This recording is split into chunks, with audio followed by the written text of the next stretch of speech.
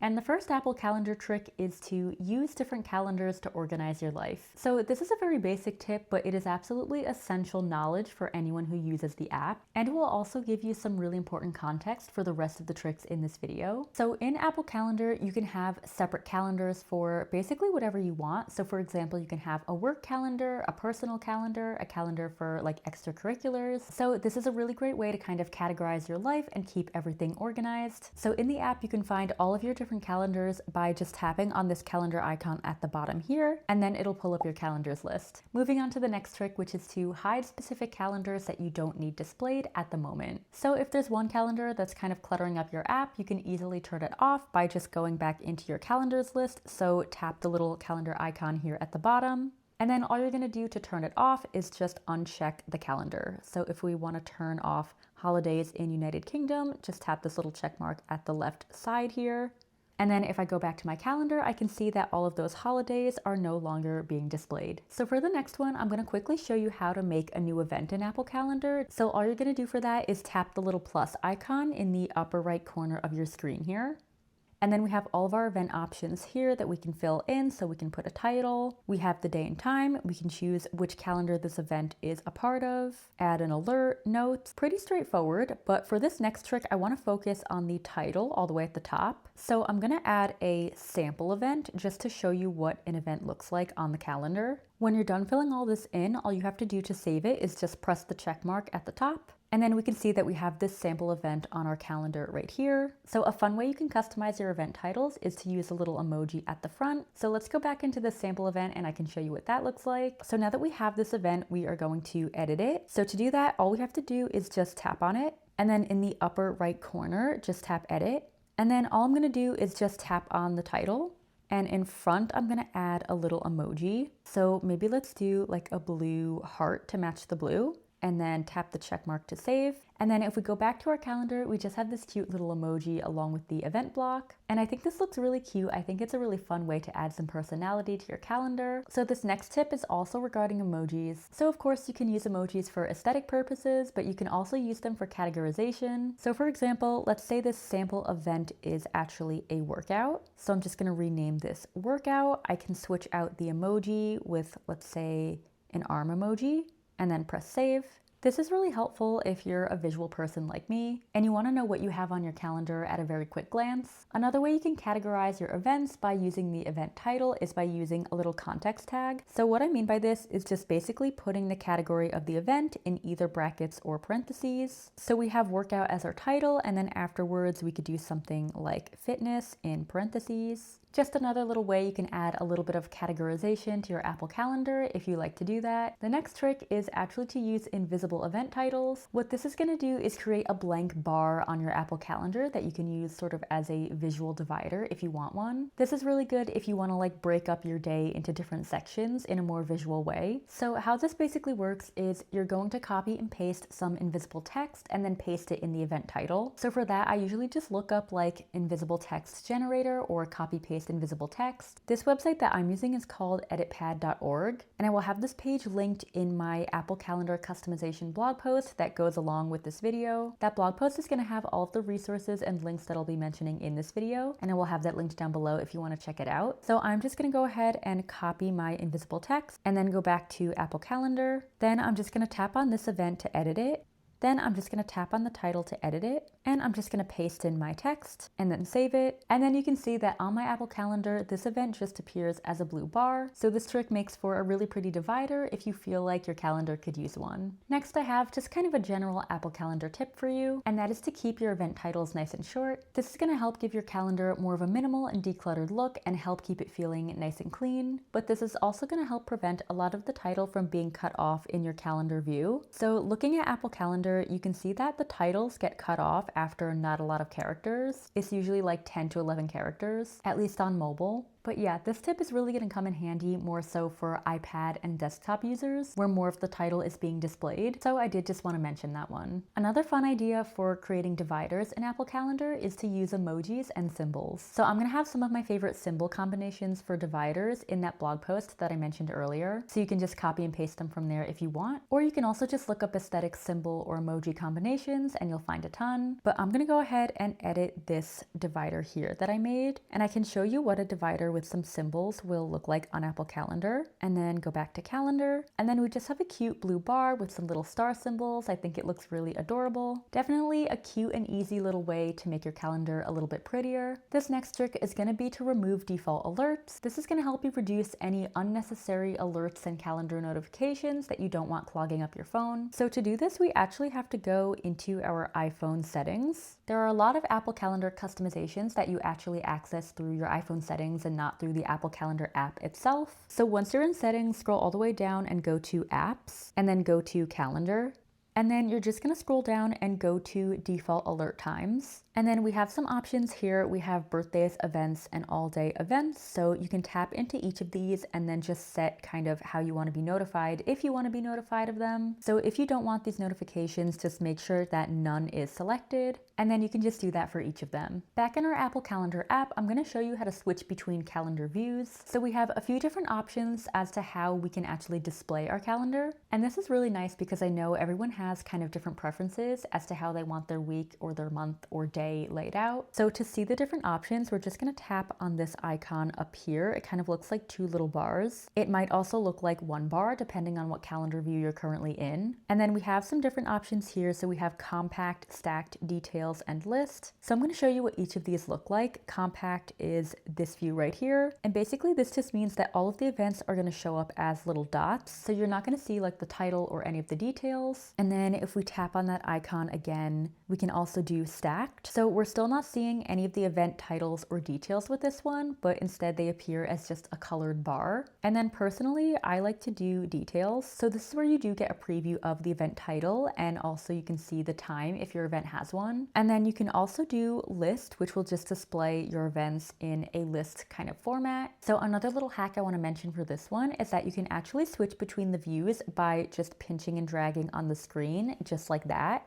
I find this to be a little bit easier than like manually switching between them. The next trick I have for you is to turn on time zone override. The main instance when this one is going to come in handy is when you're traveling between time zones. And what it does is it basically locks your calendar in one time zone. So for example, if you were traveling from New York to London and you had an event on your calendar for 7 a.m. New York time, once you got to London, Apple Calendar would then switch the time of that event to London time, so 12 p.m. But if you turn on time zone override, it will stay at 7 a.m. So to do this, you're going to go back into your iPhone settings, scroll down and go to apps and then calendar.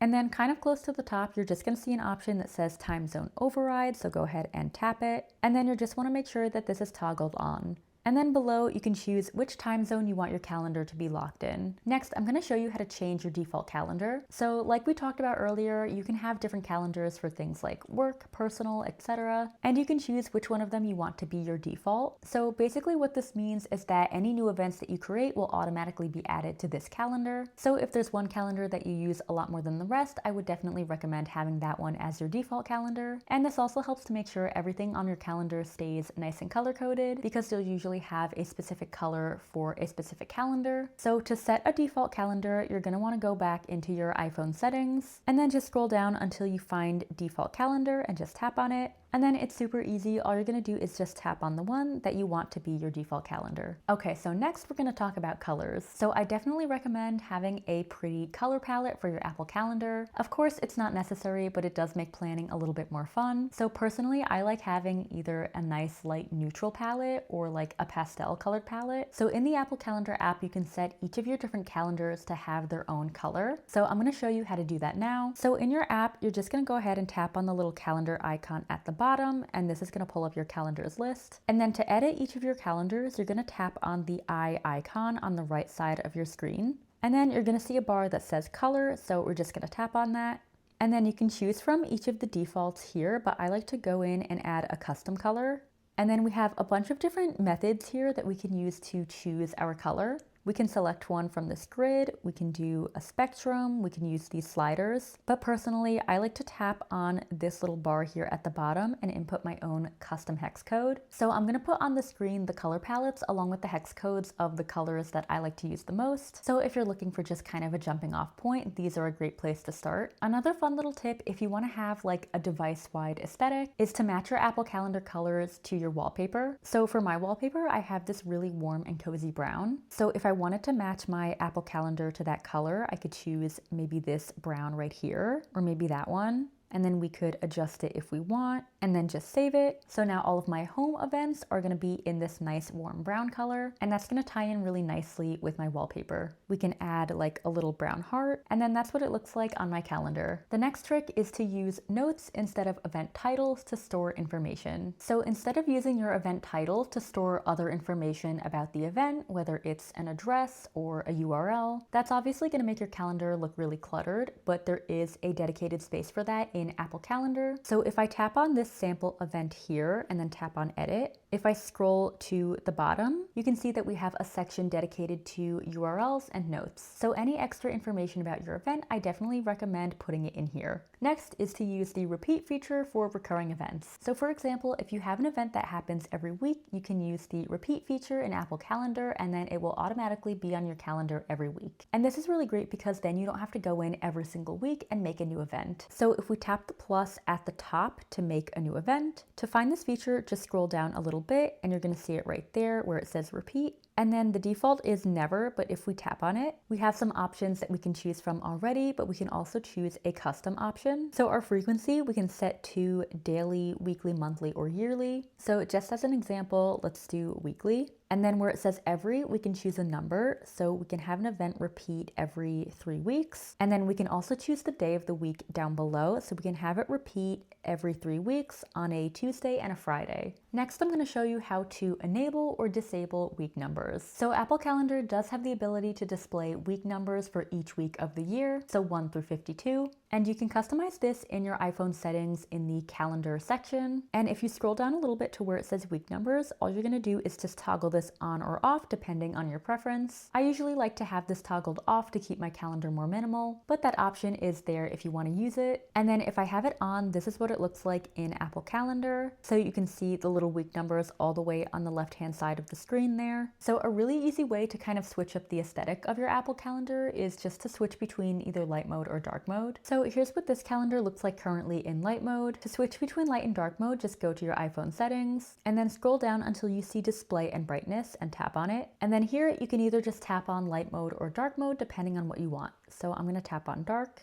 And then if I go back to calendar, here's how it looks like in dark mode. I always find that light colors pop really nicely against the dark, especially like pastel colors. So just another really easy way you can kind of play around with the aesthetic of your calendar. Next, I'm going to show you how to hide invite declines. So if you get an invitation for an event through Apple Calendar and you decline it, it doesn't make a whole lot of sense to keep it on your calendar and have it cluttering that up. So I'm going to show you how to hide that. If you tap on the calendar icon at the bottom of your screen, this is going to pull up your calendar list. So if you scroll down towards the bottom, you're going to see an option that says show declined events. And to hide your declined events, all you're going to do is just toggle that off. If you are someone who likes having a very clear order to the events in your planner, you might want to try adding prefix numbers to your event titles. This is just another easy way you can kind of customize your calendar. So what I mean by this, let's go back in and edit this sample event, is basically just having like maybe a 1 there, and you can do like a dash. If we switch to the list view in Apple Calendar, here's what that looks like there. This next trick is one of my favorites. So this is to use focus mode filters to hide specific calendars in Apple Calendar. So an example of this is switching focus modes after work so that your work calendar is hidden. So to set this up, we're going to do it through our iPhone settings. So go ahead and open that. And then scroll down and tap on focus. And then you can tap on your existing focus modes here if you want to edit those. But if you want to create a new one, just tap the plus in the upper right corner. And then you can choose a focus below, or you can choose a custom one.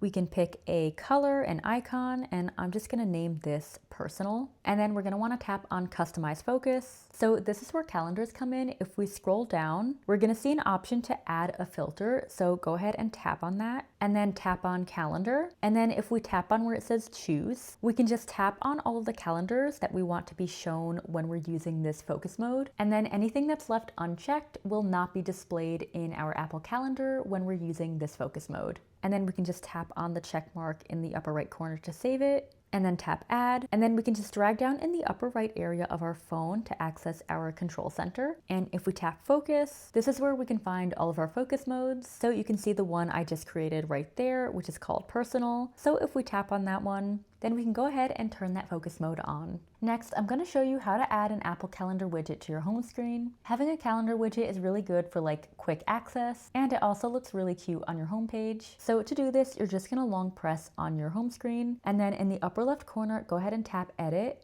and then tap on add widget, and then go ahead and select calendar, or we can go ahead and search for it.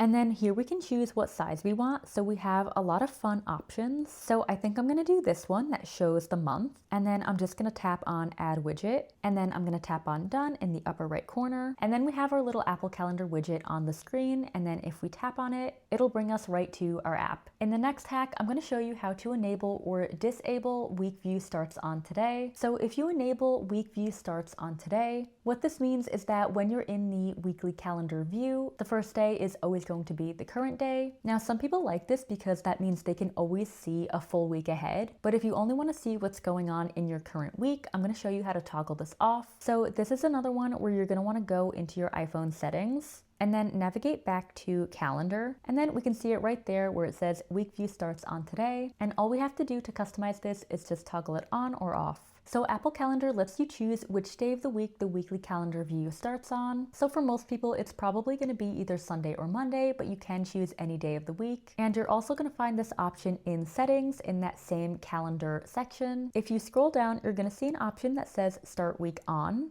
And to customize this, you're just gonna tap on it. And then all you're gonna do is just tap on your preferred day of the week. Another little trick you can use to kind of help visually categorize your Apple Calendar is to use location-based color coding. What this means is that you're gonna have all the events that take place at one location be their own specific color. So for example, you could have workout events that take place at the gym be blue, and then you could have work events that take place at your office be purple. And the way to do this is by having each location be its own separate calendar. So for example, gym would be one calendar and work would be its own calendar. To add a new calendar, just tap on the calendar icon at the bottom and then scroll down until you see add calendar, and then just tap on that, tap on add calendar again. And then as an example, we're just gonna name it. So let's do work. And then if we tap on color, we can choose one of the defaults or add a custom color like I showed you earlier. Just for the sake of this example, I'm just gonna leave it as blue and then press on the check mark to save it. And then all of your work events are gonna be blue. So if you like to nest things in your calendar, you can't directly do this with Apple, but there is a little way to get around that. And that is by using extra spaces in your event titles. So I'm gonna show you what I mean. So I'm just gonna go in and edit this event here. And then if this is the main event, I'm gonna wanna make sure that there are no extra spaces. So just name it like normal. And then if this event underneath is a sub event of the main event, I can just go in and add an extra couple spaces. And then on your calendar, that event underneath is going to look like it's indented a little bit. And then visually, it's going to look like it's nested. And then if I wanted to add a third event underneath that sample event, I would just add even more spaces in front of the event title, and then that way it'll appear even more indented. Next one is going to be linking directly to apps in the URL field. So I'll show you what I mean. If we go in and edit this event here, and scroll all the way down, we have our little section for URL and notes. So if we tap on URL, we can actually link directly to an app. To do this, we're just gonna tap the name of the app, ://. So as an example, if I wanna link to Pinterest, I'm just gonna type Pinterest, and then don't add any extra spaces, and then just add a colon, and then //, and then be sure to save it. And then we have a direct link to Pinterest in the URL field of our event. So if we tap on it, it'll go ahead and open Pinterest for us. Next, I'm gonna show you how to change the default event length in Apple Calendar. So by default, Apple Calendar adds all new events as 1 hour long events, but you can change this, and you're gonna do this by going back to settings and go back to the calendar section and then scroll down. And where it says duration for new events, go ahead and tap on that. And then all you're gonna do is just choose from one of these options here. Unfortunately, you can't add a completely custom length of time, but Apple does give you a decent amount of options to choose from. And then finally, if you didn't know, you can add a calendar event directly from your Apple Reminders app. So to do that, go ahead and open Reminders and then tap the blue plus icon in the lower right-hand corner. And then where it says title, I'm just going to do sample. And then we can toggle on date and time to select our date and time. So let's just do 8 a.m. And then to save it, just press the blue check mark in the upper right-hand corner. And then that is going to automatically add the event to our calendar. So if we go back to our calendar, we can see that sample event for the 12th right there. And then if we just go in and edit it, we have a few extra customization options than for a normal calendar event. So of course we have our notes and URL, we have our date and time, options for urgency and reminders, repeating. And then here's where it switches up a little bit. Because we created this event in Reminders, it's automatically going to add it to our Reminders list. But we can also add tags. We can add subtasks, add a flag to it, mark it as priority, and then a few other customization options below.